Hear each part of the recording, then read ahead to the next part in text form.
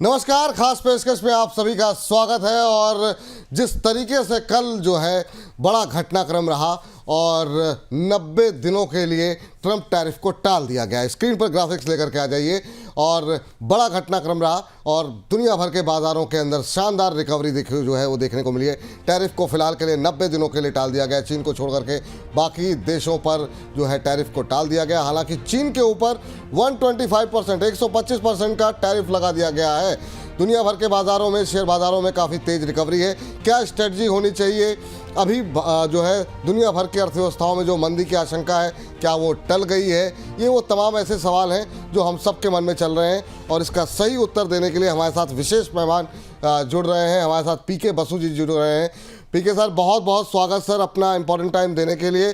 पहला क्वेश्चन आपसे यही होगा कि ये जो सिचुएशन अभी बनी हुई है, हर रोज़ एक नया स्टेटमेंट आता है और उसके बाद से दुनिया भर के मार्केट जो है उस पर पॉजिटिव या निगेटिव रिएक्ट कर रहे हैं। फर्स्ट टेक आपका कल के रिएक्शन पर, कल जो 90 डे का पॉज लगाया गया है, कैसे देख रहे हैं आप इसे? हाँ, ये बहुत पॉजिटिव है क्योंकि मार्केट से बहुत असर पड़ी थी बहुत दिन से। और इसका जो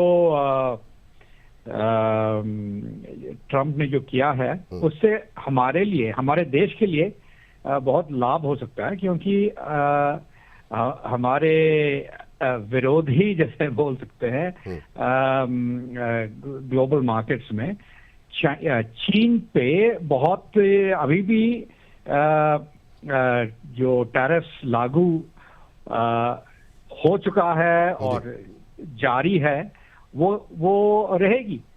तो हमारे जो एक्सपोर्ट्स हैं उन पे सिर्फ 10% की टैरिफ रहेगी। और चीन के मुकाबले जो हमारे जो आईफोन मैन्युफैक्चरिंग है वो बहुत ही उसकी उन्नति होगी। और जैसे कि टेक्सटाइल और गारमेंट्स, इनके जो है चीन पे तो वो अभी भी चीन के जो मार्केट शेयर है सबसे ज़्यादातर है। और जो दूसरी और तीसरी स्थान पे जो हैं जो देश टेक्सटाइल और गारमेंट एक्सपोर्ट्स में,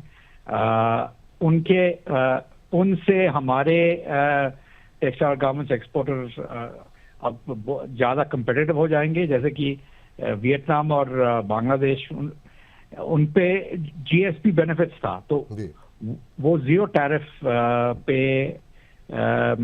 एक्सपोर्ट कर रहे थे। अब वो भी उन पे भी 10% की टैरिफ होगी। और हमारे टेक्सटाइल गारमेंट एक्सपोर्ट पे भी वही एक ही 10% के टैरिफ लागू रहेगा। तो इससे हमारे लाभ हो सकता है। हमारे जो टेक्सटाइल गारमेंट एक्सपोर्टर है वो ज़्यादा कंपेटिटिव हो जाएंगे जी। और मेरे ख्याल में हमारे अर्थनैतिक व्यवस्था जो है वो रोबस्ट पोजीशन में है। और इस साल मेरे ख्याल में 2 चीज हो चुकी है। एक है पर्सनल इनकम टैक्स की गिरावट, और कल आपने देखा है कि रिपो रेट की भी 25 बेसिस पॉइंट्स के गिरावट हुआ है। मेरे ख्याल में अगले जो 4 एमपीसी मीटिंग हैं इस कैलेंडर ईयर पे, हर मीटिंग पे ये 25 बेसिस पॉइंट की गिरावट होगी। और दिसंबर के मीटिंग के बाद 5% इंटरेस्ट रेट होगा हमारे रिपो रेट। और ये इन declining interest rate, declining personal income tax rate will benefit domestic demand. और ये डोमेस्टिक डिमांड हमारे अर्थनीति की will keep it strong and will ensure that we have 8% GDP growth this year.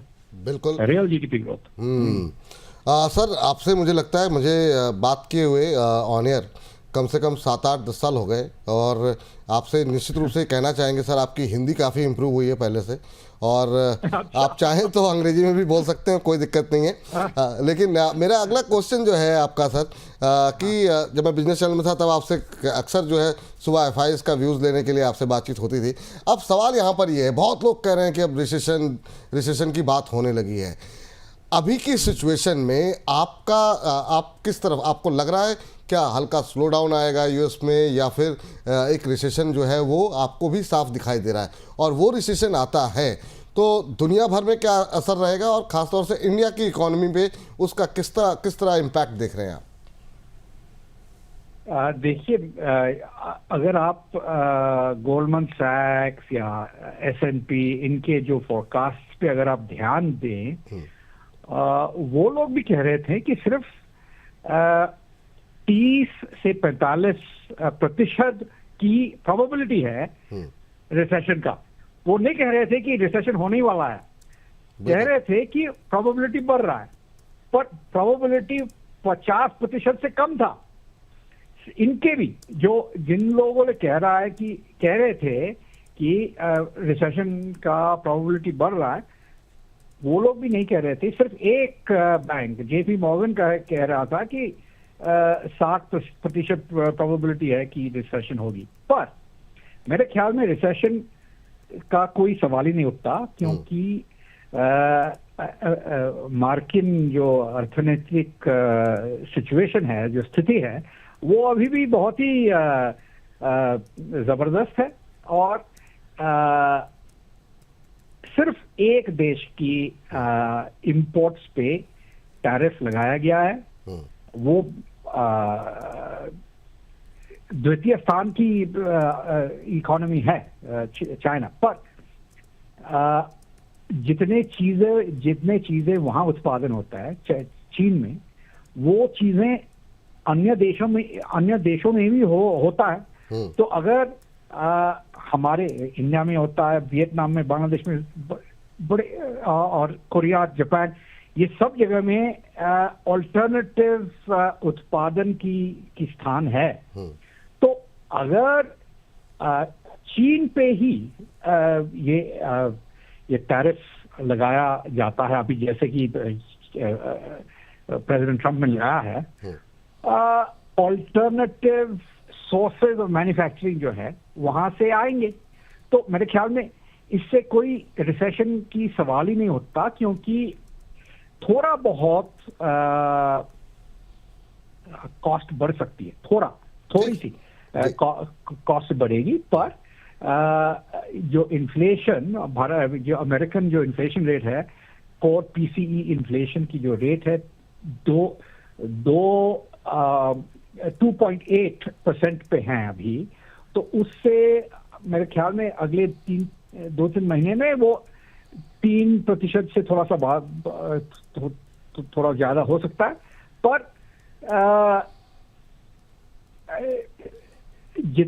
जैसे कि आप देखे हैं, तेल की जो प्राइस है, ब्रेंट क्रूड ऑयल प्राइस, वो बहुत कम हो गया है, करीबन $60 के करीब पहुंच गए थे, और ये 80 से 60 पे पहुंच गए। तो इससे इन्फ्लेशन भी कम होगा, जैसे कि हेडलाइन इन्फ्लेशन वो कम हो जाएगी। फूड प्राइसेस सारा पृथ्वी में, सारा जगह में आप देखें, वो भी कम हो रहा है। फूड और ऑयल, ये दोनों चीज के प्राइसेस कम हो रहा है, तो हेडलाइन इन्फ्लेशन जो है वो ज्यादा बढ़ेगी नहीं, और रिसेशन तो होगा ही नहीं, क्योंकि हालात अभी तक तो बहुत ही जबरदस्त है। अगर आप पिछले महीना का नॉन फार्म पेरोल्स पे ध्यान दें, या जो ISM नॉन मैन्युफैक्चरिंग सर्वे पे ध्यान दें, सब पॉजिटिव टेरिटरी में है अभी भी। ठीक सर, यहाँ पर अब सवाल ये उठता है सर कि हमने देखा काफ़ी लंबे समय से जो FIs थे वो इंडिया में लगातार बेच रहे थे, लगातार सेल कर रहे थे। वैल्यूएशन को लेकर के चिंताएं थी, बाकी जो मैक्रो इकोनॉमिक जो सिचुएशन थी उसको लेकर कुछ एक कंसर्न थे। लेकिन अब बाजार टूटने के बाद जैसे वो बायर बने, तुरंत ट्रम्प टैरिफ का एक खतरा था और उसकी वजह से दोबारा वो सेलर बन गए। अभी की सिचुएशन में जब मार्केट बहुत ज़्यादा ओवर वैल्यूड नहीं है जैसा कि पहले थे, क्या एफआईज रिटर्न होते हुए इंडिया में दिखाई देंगे, और अगर ऐसा होता है तो कितना समय लग सकता है? और बहुत लोग ये कह रहे हैं कि अगले 3 साल तक नया हाई मार्केट नहीं बनाएगा इंडिया में। क्या आप उनसे अग्री करते हैं, या आपका सेकंड ओपिनियन है, आपका दूसरा ओपिनियन है इसको लेकर के भारतीय बाजारों को? हाँ, तो एफआईआईज मेरे ख्याल में वापस आ जाएंगे, क्योंकि इतने अगले पिछले जो 2-3 महीने में इमर्जिंग मार्केट्स जो इन्वेस्टर्स हैं वो निवेशक चीन में ज्यादा निवेश कर रहे थे, क्योंकि चीन के वैल्यूएशंस हमारे तुलना में बहुत अट्रैक्टिव थी, आकर्षणीय थी, क्योंकि 5 साल से चीन के मार्केट्स में गिरावट आ रहा था। तो चीन के जो वैल्यूएशंस थे वो उस पे I think India is now going to look much more attractive, क्योंकि वहाँ के जो टैरिफ्स, जो देयर मेन मार्केट एक्सपोर्ट, जो उनके जो मार्केट है, सबसे बड़ा मार्केट है अमेरिका, और अमेरिका पे वो अगर एक्सपोर्ट नहीं कर पा रहे हैं और उनके जो एक्सेस कैपेसिटी बहुत है, सब जितने इंडस्ट्रीज है सब पे उनके एक्सेस कैपेसिटी है, जैसे कि एक्सेस कैपेसिटी और एक्सेस प्रोडक्शन हो रहा है, जैसे इस्पात या एल्यूमिनियम या गाड़ी मोटर व्हीकल्स, सेमीकंडक्टर्स, जो भी देखे सब चीज में उनके एक्सेस प्रोडक्शन चल रहा है। और अगर वो एक्सपोर्ट नहीं कर पा रहे हैं तो उनके प्रॉफिटेबिलिटी और खराब हो जाएगी, और उनके जो वैल्यूएशंस है they know longer look good, because they earn. तो मेरे ख्याल में की तुलना में हमारे जो रिलेटिव वैल्यूएशन जो डिसएडवांटेज थी वो अब रिवर्स हो रहा है। तो मेरे ख्याल में एफआईआईज धीमी गति से वापस आना शुरू करेंगे अगले 2-1 महीने में, और इस साल के अंत तक अगर आप देखें तो आप देखेंगे कि अगले 6 महीने में we will receive positive net inflows of FII money. ठीक। सर, यहाँ से अगर मतलब जो रिटेल इन्वेस्टर्स हैं इंडिया के, उनको आप क्या सजेशन देंगे इस समय, क्योंकि वो काफ़ी पैनिक पे हैं? हम लोग लाइव कॉलर शो करते हैं, इतने सवाल आ रहे हैं दिन भर में, अब क्या करें, काफ़ी लॉस में है, चाहे वो पीएसयूज हों, चाहे वो मेटल हो, फार्मा हो, अक्रॉस द बोर्ड लोगों के हायर लेवल पे जिनकी पोजीशन है वो काफ़ी परेशान है। क्या सजेशन रहेगा? क्या अभी पेशेंस रखना चाहिए, एक बार के लिए एग्जिट करना चाहिए बाजार से? आपकी स्ट्रेटजी, आपकी रणनीति अभी क्या होगी, और क्या सजेशन रहेगा रिटेल इन्वेस्टर के लिए? बिल्कुल पैनिक नहीं करना चाहिए। जब मार्केट पे गिरावट जो होते हैं वो ही सबसे अच्छा समय होता है खरीदारी करने का। पर लोगों को ये कभी, जब गिरावट होती है ना, तो लोग पैनिक करके बेच देते हैं और उससे कोई फायदा नहीं होता है। अगर आप जब गिरावट हो रहा है, जो हमारे एक फ्रेज है, एक catching a falling knife, you should never catch a falling knife. ये अगर आप करते हैं तो बहुत मुश्किल हो जाता है। तो पैनिक नहीं करना चाहिए, क्योंकि अभी कल आप देखेंगे जब मार्केट्स खुलते हैं तो सब कोशिश करेंगे बहुत खरीदारी करने के लिए, क्योंकि ग्लोबल रिलीफ रैली तो शुरू हो चुका है कल रात से। तो कभी ऐसा पैनिक की सिचुएशन में बेचना नहीं चाहिए। one should always look for buying opportunities in a falling market. क्योंकि अगर आप देखें हमारे जो अर्थनैतिक व्यवस्था है, स्थिति है, वो अभी भी बहुत बहुत सही है और दूसरों देशों की तुलना में we are the fastest growing major economy in the world and that isn't changing. जब अगर 6.5% के ग्रोथ है हमारे जीडीपी में, that is considered a poor year for us. अगले साल मेरे ख्याल इस साल जो है FY26 यहाँ मेरे ख्याल में 8% की ग्रोथ होने वाला है. तो if you have 8% GDP growth in a world where 3 or 4% is the norm, why should you sell out of this market? ये बिल्कुल नहीं करना चाहिए. ठीक सर, बिल्कुल सही कह रहे हैं सर आप. अभी सर चूंकि आप जो विदेशी निवेशक हैं, एफआईज हैं, उनसे आपकी काफ़ी बातचीत भी होती है, आप खुद भी बड़े इन्वेस्टर रहे हैं अभी भी. आपसे जानना चाहेंगे अभी के सिचुएशन में भारत में कौन से सेक्टर्स आपको ज़्यादा अट्रैक्टिव लग रहे हैं? बहुत लोगों को कंसर्न आईटी को लेकर के लग रहा है, मेटल को लेकर लग रहा है, फार्मा को, जहां डिपेंडेंसी बाहर ज़्यादा है. क्या ये वाकई में थोड़ा सा अवॉइड करने वाले सेक्टर हैं? दूसरा, क्या जो भारत की अपनी कंजम्पशन स्टोरी है जिसमें कि हम देख रहे हैं कि बड़े ऑर्डर्स डिफेंस को, रेलवे को मिलते दिखाई दे रहे हैं, क्या इन पर बेट लगाना सही रहेगा या फिर एफएमसीजी जैसे सेक्टर बेटर दिखाई दे रहे हैं? अभी कौन से सेक्टर आपको ज़्यादा अट्रैक्टिव दिखाई दे रहे हैं? देखिए, एफएमसीजी को अगर आप विश्वास करते हैं कि इस साल के बजट में पर्सनल इनकम टैक्स बहुत कटा गया है, तो इनकम टैक्स रेट जब रिड्यूस होता है तो फिर लोग ज़्यादा कंज्यूम करेंगे. So I think FMCG is one sector that one should stay invested in. But even the likes of information technology, अगर आप information technology पे देखें तो there's been a big sell-off पिछले 2-3 महीने में और पिछले एक हफ्ता में भी बहुत ज़्यादा इस पर असर पड़ी है. तो what is the state of their earnings? अगर आप देखेंगे earnings are doing quite well, there is no real pressure on their earnings, then one should look to buy them as well.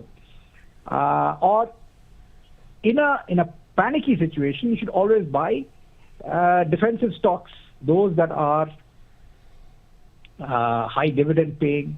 So the likes of ITC and Coal India are always good to have in your portfolio.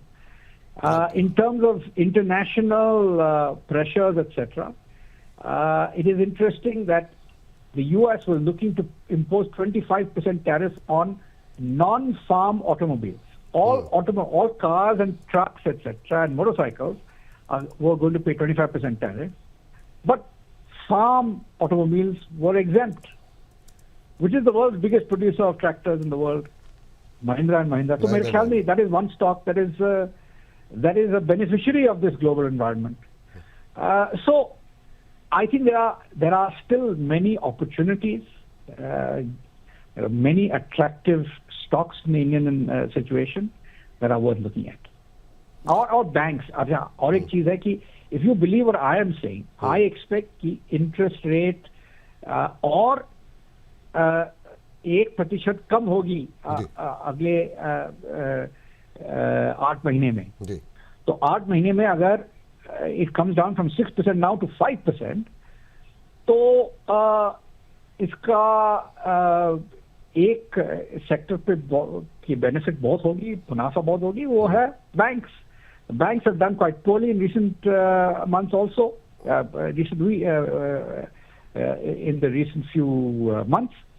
So they will also be beneficiaries. And if you really look at interest rate sensitives, then the property sector, property-related sector will also do well as interest rates come down. That is an obvious thing to look at, property companies. Last comment sir, छोटा सा एक आपका view defence and railway stocks, इसमें retailers बहुत ज़्यादा पैसे लगा के फंसे हुए हैं, बहुत लोग हायर लेवल पे हैं। अभी इसका फ्यूचर क्या दिखाई दे रहा है? ये भी एक ऐसा हुआ है कि वो आत्मनिर्भर भारत की तरफ जो है बढ़ता हुआ कदम है। बड़े सारे ऑर्डर जो है वो गवर्नमेंट की तरफ से मिल रहे हैं। आप कैसे देख रहे हैं इसे? ये है जो गवर्नमेंट्स के ऑर्डर्स तो आते रहेंगे, और defence is a sector that is benefiting. So our ship builders, our other arms manufacturers are gaining ground even in export markets. So I think selective buying should still continue in that sector. Valuation sometimes become a little stretched when there is, you see, एक चीज है speciality chemicals. अगर आप देखें, हर broker कह रहा है कि स्पेशलिटी केमिकल्स पे इन्वेस्ट करो, और अगर आप उस पे देखते हैं तो उसके वैल्यूएशन बहुत स्ट्रेच्ड है. तो you have to be very selective. Speciality chemicals लोग कह रहे हैं, पर स्टॉक स्पेसिफिक